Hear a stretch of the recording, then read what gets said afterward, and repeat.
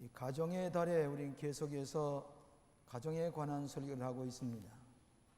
지난 주일에는 건강한 가정의 패러다임이라는 제목으로 말씀을 드렸고, 오늘은 번영하는 가정의 패러다임이 무엇이냐. 몇 해 전에 미국의 해리스라고 하는 사람이 연초에 금년에 당신의 소망이 무엇이오 하고 물었더니 96%가 행복한 가정에서 살기를 원합니다. 물질을 많이 먹거나 기업이 성공하는 것보다도 제일 먼저 96%가 가정이 행복한 데서 행복한 가정에 살기 원합니다 하고 얘기를 했다고 합니다. 사회와 정치, 경제가 어려우면 어려울수록 가정에 돌아가서 행복한 가정을 통해서 마음의 위안을 받으면서 살아가기를 원하는 것입니다. 성경에 보면은 여러분 잘 아시는 노아의 온 가정이 방주 안에 들어가서 구원을 받았습니다. 온 가정을 구원해냈습니다. 아브라함과 사레 저 가나안 땅으로 이민을 가서 축복의 조상이 되는데 아브라함의 가정을 통해서 축복받은 이스라엘 백성이 됐습니다. 예수님도 탄생하신 기사를 쓰실 때에 제일 먼저 다윗의 자손의 후손이라고 하는 족보를 썼습니다. 그리고 마리아와 요셉이라고 하는 이름을 다윗의 왕족 가운데 그 혈통을 가진, 물론 예수님은 성령으로 잉태하셨지만은 그 계보로 보면 그렇다. 족보를 중요시하는 유대 민족의 가정의 역사를 기록하는 것을 봅니다. 여러분 사도행전 10장에 보면 로마 군인 고넬로의 가정이 구원받은 것도 그가 경건한 생활 하나님 앞에 기도하는 것 하나님께 아시고 이방인 백부장의 고넬로의 온 가족을 구원해냈습니다.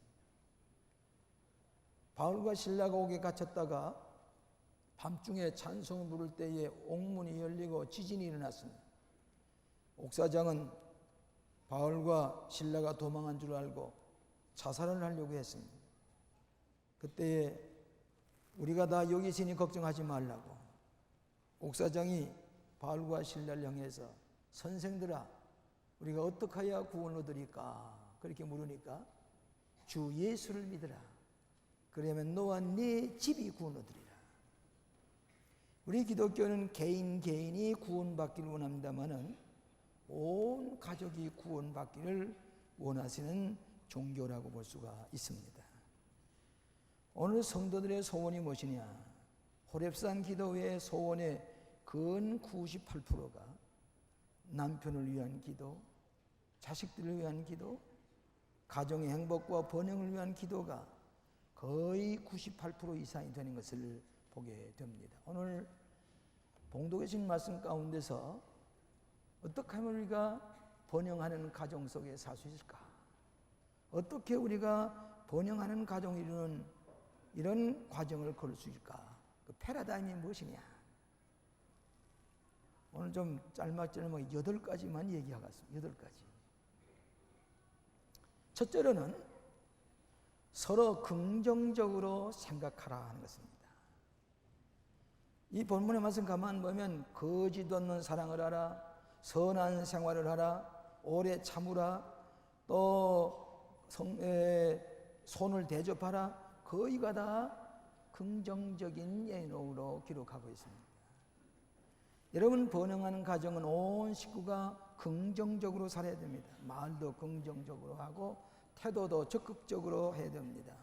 여러분 긍정적인 것과 부정적인 결과는 시작은 별로 큰 차이가 없어 보이지만은 한참 지나는 가운데 긍정적인 태도를 가진 사람은 긍정적인 열매를 맺고 부정적인 사람은 일생 동안 살아도 축복도 못 받고 번영도 못 하고 그냥 무의미하게 살다가 인생을 마치는 것은 거의 부정적인 사고방식을 가진 사람입니다. 사람은 생각한 대로 행동하게 됩니다. 또 생각한 대로 행동하다 보면은 그 습관이 됩니다. 그러다 보면은 그것이 결과적으로 긍정적인 생각과 말하는 사람은 긍정적인 결과를 얻게 됩니다. 여러분, 미국의 가정의 72%가 거의 불만족하고 부정적인 생각을 가지고 살기 때문에 미국의 가정이 상처받은 가정이 많고 또 결선 가정이 많고 헤어지는 가정도 많다. 왜 그러냐? 그 가정에서부터 남편과 아내가 부정적인 생각으로 꽉 차 있게 될 때는 가정이 큰 피해를 입습니다. 자식들도 큰 피해를 입습니다. 그렇기 때문에 번영한 가정은 남편이나 아내나 거의 다 긍정적으로 생각해야 돼요. 영어로 말하면 can do family. 할 수 있다. 우리도 저 사람들이 아닌데 우리가 못할 게 뭐냐. 저 가정이 행복하게 사는데 우리 가정도 행복하게 산다. 뭐든지 할 수 있다. 내게 능력 주시지 않지 못함이 없느니라. 할 수 있는 가정이. 요한복음 10장 10절을 보면은 내가 온 것은 양으로 생명을 얻고 또 풍성히 얻게 하려 함이라. 예수님께서 오신 목적은 우리로 하여금 풍성한 생활을 하도록 우리에게 오셔서 축복해 주시는데, 그렇기 때문에 빌립보서 2장에 보시면은 우리는 그 예수의 마음을 품으라. 예수의 마음을 품으라.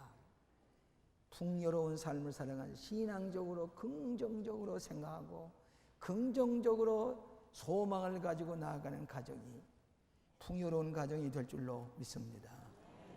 우리도 할 수 있다. 남의 가정 하는데 우리가 못할 게 뭐 있냐.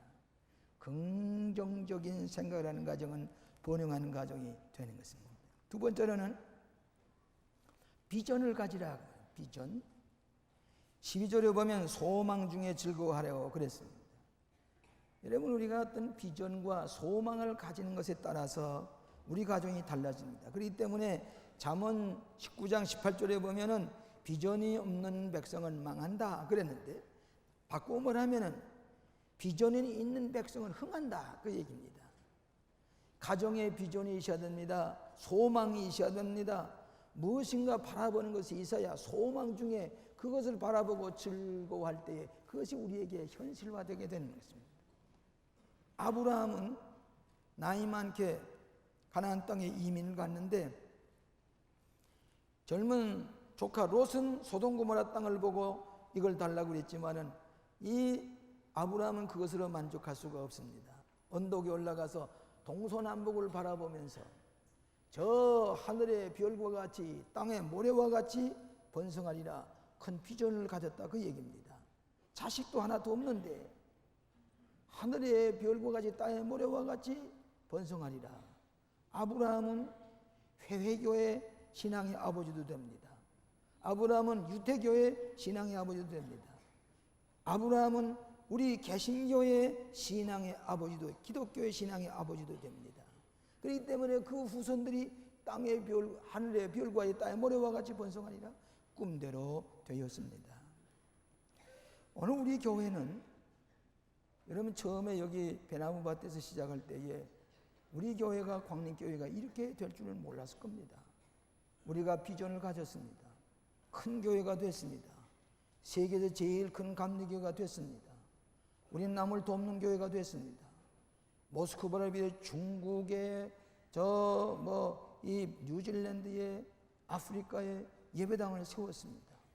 생각하는 대로 됐습니다. 돈대로 되는 게 아니에요. 생각하는 대로 됐습니다. 비전을 가진 대로 됐습니다. 우리 위성교회를 세웠습니다. 지금 저 일산의 남북 통일을 위해서 큰 교회가 올라가고 있습니다. 우리 여기보다 더 웅장하게 올라가고 있습니다. 우리가 꿈을 꾸고 비전을 가지니까 미국 사람들은 그 버제트가 얼마 되느냐, 예산이 얼마 되느냐, 근데 우리는 그거 아니에요. 우리가 꿈을 꾼 대로, 비전을 가진 대로 하나님께서 다 꿈들을 이루게 하시는 것이 이것이 이 번영의 패러다임입니다. 그렇기 때문에 여러분들도 꿈을 가지면 그대로 될 줄로 믿습니다. 세상에 비전이라는 말과 꿈이라는 말처럼 무서운 말이 없어요. 제일 무서운 말이 비전이라는 말이에요. 로버트 슐러 목사님의 예화 가운데 이런 얘기가 있어요. 어떤 사람이 프라이팬 하나 가지고 고기 잡으려 낚시를 갔습니다. 이만한 프라이팬을 가지고 놓고서 고기를 잡아 생선을 이제 후라이에서 먹으려고 가지고 갔어요. 고기를 잡는데 고기가 잡혔어요. 그 고기 사이즈를 보니까 후라이팬에 꼭 들어가게 되어 있단 말이에요. 아, 이것은 됐다. 그러게 이었습니다. 또 고기 잡은 다음에 후라이팬에 맞춰보고, 아, 이건 됐다. 한번 고기가 났는데 이만히 월척 큰 고기가 낚이는가 되어보니까, 아이고, 이건 너무 큰데? 후라이팬에 들어가지 않는데 이건 내버려야 되겠다. 내버린다. 자기의 생각의 크기만큼 잡히는 것을 가지는 마찬가지로 우리의 생각의 크기만큼 생각하는 만큼 여러분의 현실화 되는 것이 비전이라고 하는 것이고 꿈이라고 하는 것입니다. 여러분 가정의 행복을 원하십니까? 꿈을 꾸세요. 여러분의 가정의 번영을 원하십니까? 여러분이 비전을 가지셔야 됩니다. 부모님이 가진 비전 자식들이 가집니다. 자식을 키울 때도 이 맏아들에 대한 비전, 작은 아들에 대한 비전, 막내 딸에 대한 비전 자꾸 심어주고 그를 위해서 기도할 때 그대로 되어줍니다. 부모님의 비전대로 자식들도 자라게 되는 것입니다. 미국의 로버트 슐러 목사님이 5,000명 이상 모이는 교회의 목사님들을 다 초청을 해서 세미나를 가지는데 27명이 모여서 세미나를 하는데, 그런데 가만히 다 이렇게 해서 교회를 부흥시켜 놓으라고 다 자기 간증을 하는데 공통점이 하나 있어요. 공통점이 아무것도 없는데도 공통점이 뭐냐? 비전이 같더라고요. 비전. 난 이런 큰 교회를 아니라 비전을 가졌으니까 큰 교회가 된다. 150명 교인 놓고 세계 제일 큰 감리교 되리라 비전을 가졌더니 그대로 됐다. 우리의 가정도 지금은 없고 가난하고 어렵지만은 이런 번영하는 가정, 자녀들이 마음 놓고 자기의 소신껏 일할 수 있는 번영하는 가정 되리라 그대로 된다. 그렇기 때문에 여러분의 비전이 자녀들에게 비전이요 꿈대로 여러분의 가정이 이루어지는 것을 믿으시길 바랍니다. 세 번째는 대화를 많이 하라 그랬습니다. 대화를 많이. 이 거짓 없는 사랑이라, 형제 사랑이라 서로 우애하라고 그러는데 사랑하는 사람하고는 얘기를 하고 싶은 것입니다. 왜 젊은이들이 데이팅을 자꾸 합니까? 얘기하고 싶어서. 애인에게 대해서, 사랑하는 사람에 대해서, 약혼자에 대해서는 뭐인가 자꾸 얘기하고 싶어요. 왜? 사랑하는 사람은 대화를 하고 싶은 것입니다. 대화라는 말은 우리 몸의 혈액순환과 마찬가지여서 자꾸 내외간의 대화를 많이 하면 혈액순환이 잘 돼서 그 가정이 건강하고 생각이 건강해집니다. 혹 두 분이 냉전 때문에 대화를 일주일 못하게 되면 그냥 정신이 하나도 없습니다. 왜? 혈액순환이 안 되기 때문에. 그렇기 때문에 언제나 대화를 많이 하게 되면 우리의 몸에 혈액순환이 잘 되는 것처럼 정신적인 영적인 순환이 잘 됨으로 말미암아 내 영혼이 잘된 같이 범사에 잘되고 강건해질지어다. 목회 심리학자는 라우엘 하우가 얘기를 하기를 대화라고 하는 것은 기적을 일으킨단 말이에요. 대화를 많이 하게 되면 기적이 일어난단 말이에요. 사랑의 기적이 일어난단 말이에요. 어떤 상담학자가 우리나라의 중년 부부를 통계를 내보니까 하루에 몇 마디나 중년 부부가 얘기하나 하고 보게 되면은 5마디 내지 4마디만 한대. 하루 종일 가도 5마디 내지 4마디. 근데 실상은 내외간이 하루에 20분 이상은 대화를 해야 그 가정이 평화스럽고 즐거운 가정이 있다는 얘기입니다. 이 얘기는 우리의 스트레스 때문에 우리가 긴장하고 피곤하기 때문에 대화하는 시간에는 다 구착해 시작합니다. 집에 들어오면 텔레비전을 틀어놓고 여러분 미국의 싸움, 내외간의 싸움 아닌데 두 번째로 싸움 많이 하는 조건이 뭔가 하니 텔레비 천열 틀어놓는 싸움이 제일 많다. 텔레비를 위해 우리의 대화를 끊어내는 것이 텔레비란 말이에요.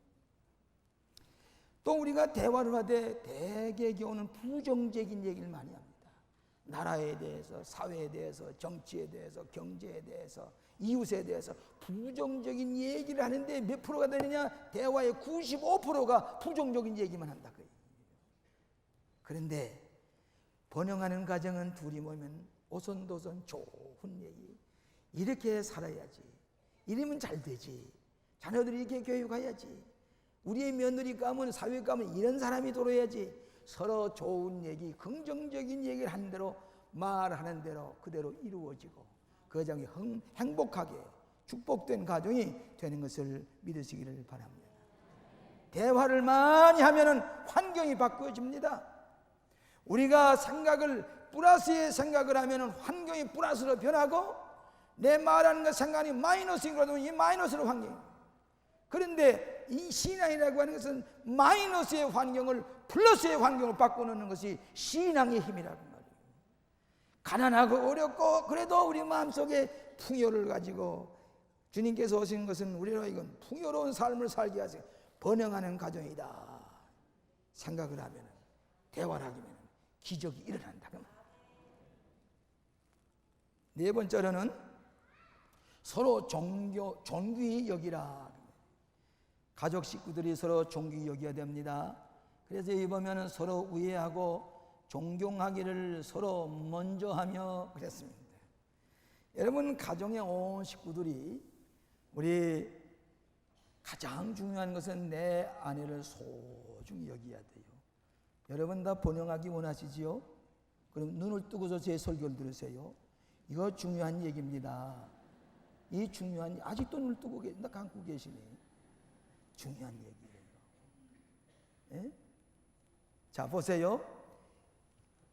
가족 식구끼리 남편을, 이런 남편이 어디 있나? 이런 아내가 어디 있나? 이런 자식들 어떻게 하나님께 주셨을까? 너무너무 소중한 거예요. 너무너무 소중한 거예요. 용서하십시오. 제가 때때로 새벽 기도를 나올 때 제 아내가 피곤해 누워있으면은, 큰 그릇이로구나. 큰 그릇이로구나. 너무 나를 도와주는데 이 큰 그릇이 누우지 않은구나. 남편을 보아도 와, 내 남편이 큰 그릇이로구나. 소중히 여겨야 돼요. 가정에서 자녀로나 나나 남편을 소중히 여기면 밖에 나가서도 모든 사람에게 존귀 여김을 받습니다. 집에서 없이 여기고 촌대꾸러기는 사회 나가서도 없이 여기고 촌대꾸러기가 된다 그 말이에요. 여러분, 인간의 보편적인 현상이 있는데 나의 존재를 인정받고 싶어 합니다. 나의 재능을 인정받고 싶어 합니다. 나의 가치를 인정받고 싶어 합니다. 가정에서 서로 존귀 여김받을 때에 사회가 달라지게 됩니다. 루소가 이렇게 얘기를 했습니다. 한 송이의 화초가 아름다운 꽃을 피우려면 따뜻한 햇빛이 필요한 듯, 한 인간이 건전하게 성장하려면 칭찬이란 햇빛을 많이 받아야 한다. 우리의 식구들이 소중하면은 언제나 식구들에게 소중히 여기는 칭찬의 말을 해야 됩니다. 한국 사람들은 다른 사람을 존귀히 여길 줄 모르는 것이 큰 약점입니다. 다른 나라에 가게 되면은 모든 동상들이 사방에 서 있는 데 비해서 우리나라 사람들은 동상을 세울 사람이 나타나지는 않아요. 왜? 훌륭한 사람이 생겨도 그 사람의 약점을 위해서 끌어내리기 때문에 존귀히 여길 줄 모른단 말이에요. 외국의 유명한 교수가 우리나라에 와서 얼마 살면서 우리나라 역사를 보니까 우리나라 5,000년 역사에 아시아에 이런 민족이 없다는 거예요. 다른 민족이 따라할 수가 없는 훌륭한 민족인 것을 역사를 공부하는데, 대학 교수에게 물어보면은 자기 나라 일의 휘중한 역사를 자꾸 천시하고 없이 여기려고 하네. 왜 이런지 모르겠다는 거예요. 얼마나 훌륭한지 모르겠다. 그런데 여기 보세요. 미국 사람이나 외국 사람을 보면 뭐 이게 변변치 않은 사람 같아 보이는데 그가 어느 위치에 서게 되면은 매스컴을 통해서 텔레비를 통해서 자꾸 사람 영웅을 만들어요. 존귀한 분이고 훌륭한 분이고, 그래서 그 사람들의 리더십을 키워주기 때문에 그분을 따라가서 훌륭한 거예요. 여러분, 클린턴 대통령 같은 분도 웬만한 우리 같은 나라 같은 대통령 못할 겁니다. 하거든요. 그런 약점이 있어도 그래도 뭐 좋은 점을 보고 키워주려고 하는 마음, 너 그런 마음을 가지고 있거든요. 오늘 가정에서부터 칭찬할 줄 알아야 됩니다. 여러분, 가정에서 시고부 사이에 사이가 좋지 못한다 할 때 언제나 아내가 그 며느리가 시어머니의 칭찬을 하루에 한 가지만 해줘요. 시어머니는 며느리의 칭찬을 한 가지씩만 해줘요. 한 달이 못 가서 그 가정은 화기애애한 행복한 가정, 따스한 봄바람이 불듯이 가정이 온화한 가정이 된다. 그렇기 때문에 일일 일찬주의라는 말이 있어요. 사랑하는 자식이나 사랑하는 아내나 남편에 대해서 꼭 하루에 한 가지씩만 칭찬해 주라고 말이에요. 칭찬할 것을 찾아요. 그래서 칭찬해 줄 것 같으면 그 가정은 행복한 가정입니다. 힘들지 않아요. 그런 거로 이것이 소중히 여기는 증거입니다. 이런 아내가 없고 이런 남편이 없고 이런 자식이 어디. 오늘 사랑하신 여러분, 가정에서 존귀 여기지 않으면 누가 존귀 여길 겁니까? 저는 결혼식 할 때마다 꼭 하는 말이 있습니다. 그 말은 무슨 말인 거니? 결혼은 마치 공화국이 탄생되는 것 같다. 그 공화국의 황제는 이 신랑이고 그 공화국의 황후는 여기 서 있는 신부고, 이제 앞으로 태어나는 이 자녀들은 황태자가 되고 공주가 될 것이다. 소중한 가정. 하늘나라의 로열 패밀리가 여기 탄생된다. 소중한, 귀중히 여기는 아름다운 가정이다. 오늘 사랑하시는 여러분, 내 식구들을 소중히 여기시고 귀중히 여기십시다. 내 남편을 귀중히 여기십시다. 내 아내를 귀중히 여기십시다. 내 자녀들을 공주와 같이 황태자처럼 키우십시다. 저 손자들에게까지라도 존귀. 젖 먹는 애기에도 손자들이 야, 너 커서 큰 인물이 되겠구나. 잘생겼구나. 칭찬하고 존귀 여길 때 그대로 될 줄로 믿습니다. 이게 번영하는 가정의 패러다임입니다.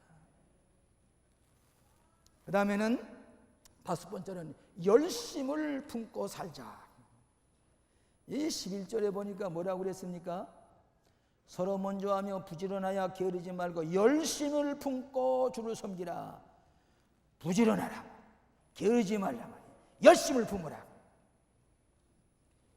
온 가족이 열심을 품고 살 것 같으면 기필코 번영하는 가정이 될 것입니다. 또 비전이 있는 가정은 열심히 있는 가정입니다. 긍정적인 가정은 열심히 솟아나게 됩니다. 열심히 있는 가정은 행복한 가정이 행복을 창조해 갑니다. 부인이 부지런하면 자식이 굶지를 않습니다. 남편도 부지런하면 가족이 굶지를 않습니다. 아리스토텔레스가 이런 얘기를 했어요. 만일 여인이 선하고 부지런하면 그들이 사는 나라는 절반 이상이 행복해질 것이다. 절반 이상이.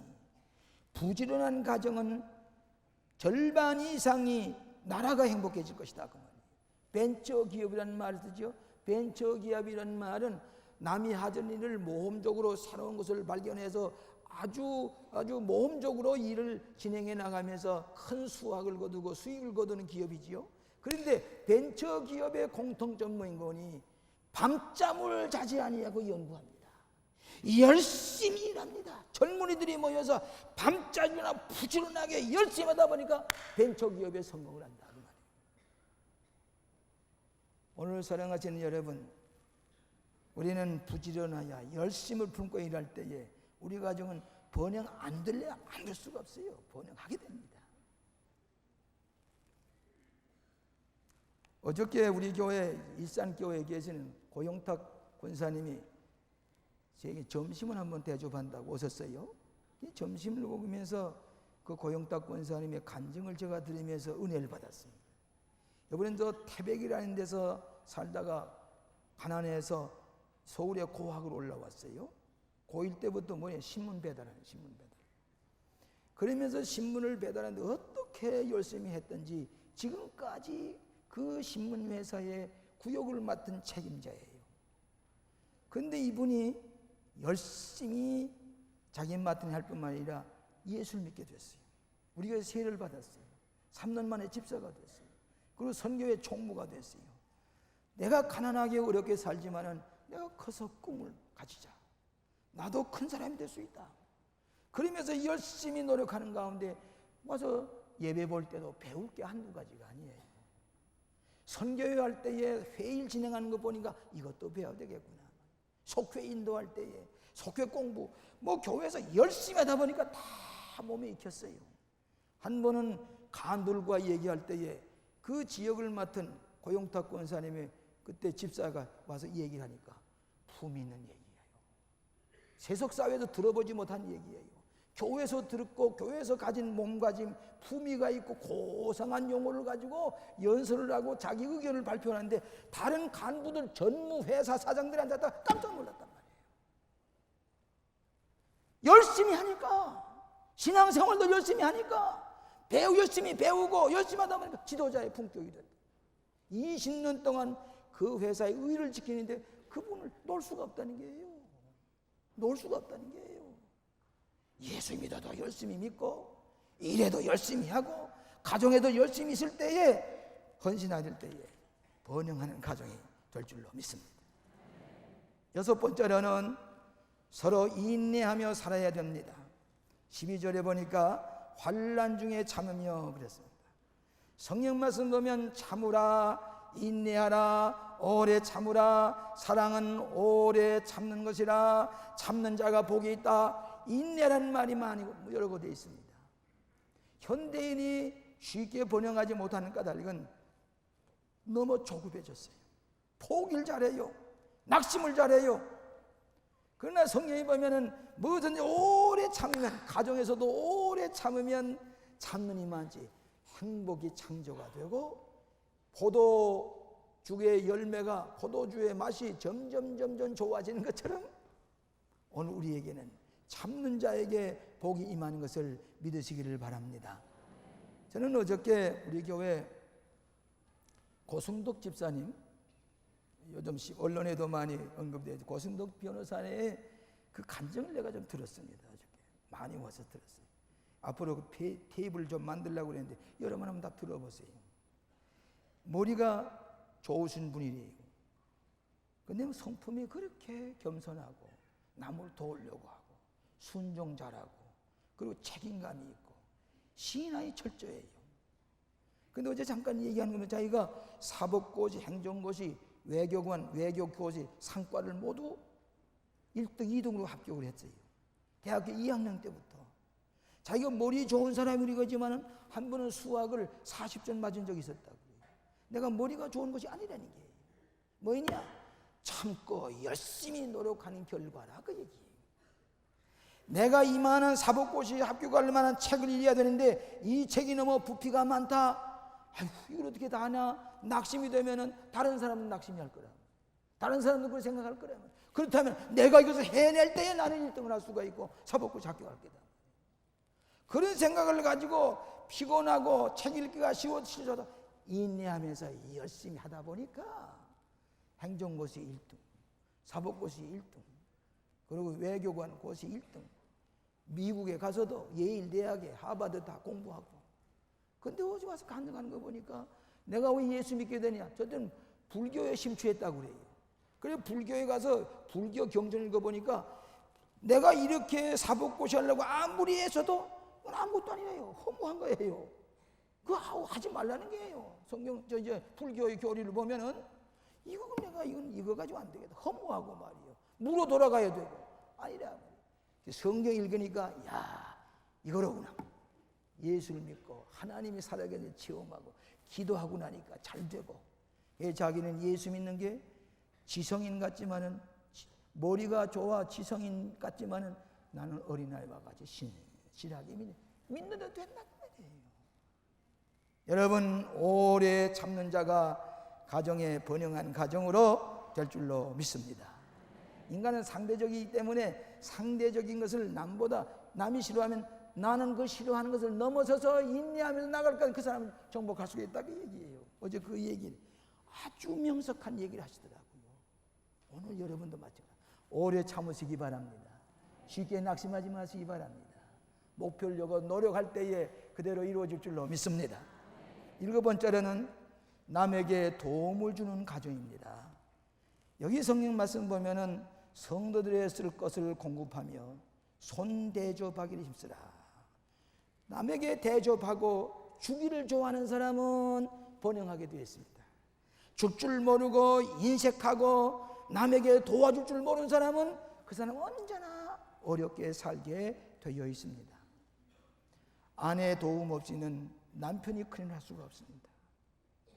가정에서 서로 돕고 서로 의지하고 살아갈 때 그 가정이 번영하고 그 사람 다른 세계 가서도 그 사람이 인정을 받고 남에게 도움을 줄 수가 있습니다. 잠언서 19장 17절에 보면은 가난한 자를 불쌍히 여기는 것은 여호와께 꾸이는 것이니 그 선행을 갚아주리라 그랬어요.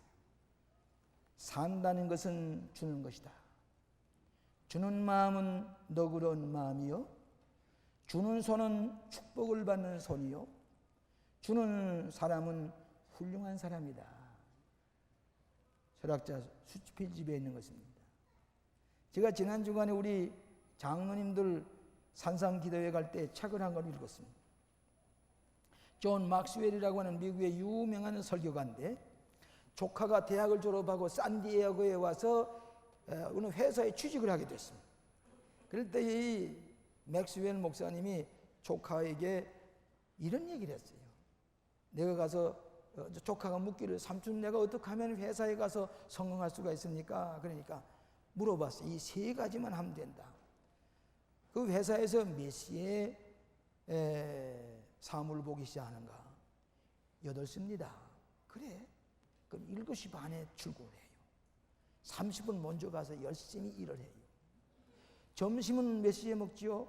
12시에서 1시 사이입니다. 그러면 12시에서 12시 반까지 도시락을 먹고는 또 가서 일을 해요. 저녁에 몇 시에 퇴근합니까? 5시입니다. 그래? 그러면 자네는 5시 반에 퇴근해요. 열심히 일해요. 알겠습니다. 그 다음에 또 한 가지. 자네가 하는 짬만 중요시하지 말고 짭을 넘어서서 옆에 있는 사람은 뭘 도와줄까? 내가 뭘 좀 도와줄까? 그분에게 뭘 필요한 걸 도와주려고 내가 하는 것 이상으로 오리를 가자는 사람에게 심리를 가진 것처럼 그 사람이 뭘 도와주려고 자꾸 애를 쓸 때에 그 분위기가 달라지고 그 회사에서 이 도리가 우리 회사에 가장 훌륭한 분이 오셨다고 칭찬을 하게 된다 그 말이에요. 그 다음에 또 한 가지. 사장님께 짬짬이 들어가서 인사를 하기를 보수에게 사장님 저를 필요해서 불러주셨으니 나는 이 회사에 필요한 존재가 되기 원합니다. 저는 회장님이 성공하기 위해서 내가 뭐든지 바치겠습니다. 뭘 시켜주세요. 회사가 성공하기 위해서 내가 무엇인가 헌신하려고 합니다. 어려운 일들 내게 맡겨주세요. 나는 이 회사를 성공시키기 위해서 보수대에서는 사장님을 성공시키기 위해서 내가 여기 와 있으니 열심히 일하겠습니다. 그렇게 얘기를 하니까 이 사장이 그래 어려운 일을 이렇게 맡깁니다. 이렇게 하기를 1년 동안 지나고 보니까 2계급이 올라갔어요. 3년이 지난 다음에 이 도리가 삼촌이 시킨 대로 하니까 3년 만에 30세 이전에 부사장이 됐어요. 부사장이 됐어요. 평범한 진리입니다. 평범한 진리입니다. 내가 시간을 남에게 나누어 주려고 하고, 내가 남에게 에너지를 나누어 주려고 하고, 내가 가지고 있는 걸 남에게 주려고 할 때에, 모든 사람을 도와주게 될 때에 주라. 그리하면 내가 내게 주되 누르고 흔들어서 넘치도록 내게 안겨 주리라. 줄 줄 모르는 사람은 번영하기 어렵습니다. 자꾸 주는 거예요. 어떤 데는 우리 집 사람이 자꾸 남에게 주려고 그래요. 그 아까운 것 같은 것도 자꾸 주려고 그래요. 주니까 남은 사람에게 사랑도 받게 되는 거예요. 줄 줄 모르고 인색한 사람은 행복해지질 않습니다. 번영하기 어렵습니다. 주시기 바랍니다. 손 대접하기 힘쓰시길 바랍니다. 남에게 모든 권고해서 무엇인가 나눠주려고 하는 사람은 내가 번영해지고 누르고 흔들어 넘치도록 안겨 주시리라. 번영하는 가정 될 줄로 믿습니다. 마지막으로 기도에 힘쓰는 가정입니다. 14절에 보면 기도에 항상 힘쓰며 그랬습니다. 온 가족의 목표를 놓고 합심하여 기도해요. 혼자 기도하는 것보다 합심해서 기도해야 됩니다. 내일 새벽부터 호렙산 기도회에 가정의 제목을 놓고 가정의 번영을 놓고 기도할 텐데, 인간의 힘으로 다 되지 않습니다. 인간의 생각만 되는 거 아닙니다. 그렇기 때문에 내 생각을 하나님께 내놓고 기도하게 될 때에 여러분의 번영의 목표가 이루어질 줄로 믿습니다. 고르바초프가 한번 교황을 찾아갔어요. 교황을 찾아가 교황과 얘기하는 가운데 이런 얘기를 했다고 그래요. 우리로서 소련은 하나님을 필요로 합니다. 인간의 가치를 아는 그런 나라가 되기 원합니다.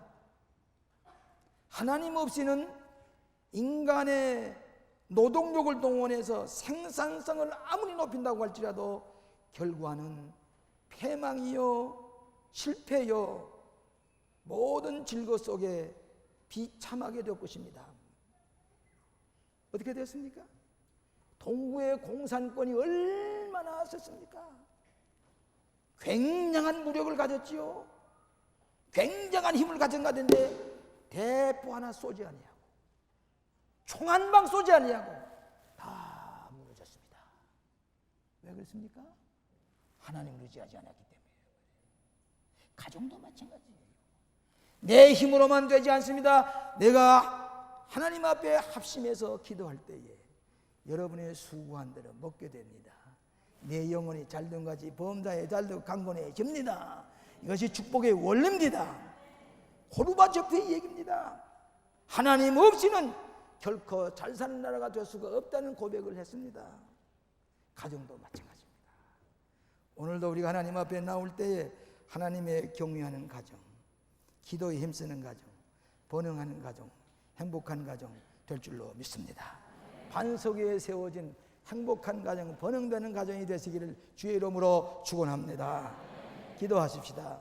자비하신 아버지, 우리에게 특별한 은혜를 주시고 가정 주간에 건강한 가정, 번영하는 가정의 패러다임을 익히게 해주셨사오니 감사합니다. 모든 걸 할 수 있는 가정 되게 하여 주시옵시며 하나님의 말씀대로 따라 행함으로 말미암아 남부럽지 아니하는 번영한 가정, 축복의 가정 되게 하여 주시옵소서. 예수님 이름으로 기도하옵나이다. 아멘.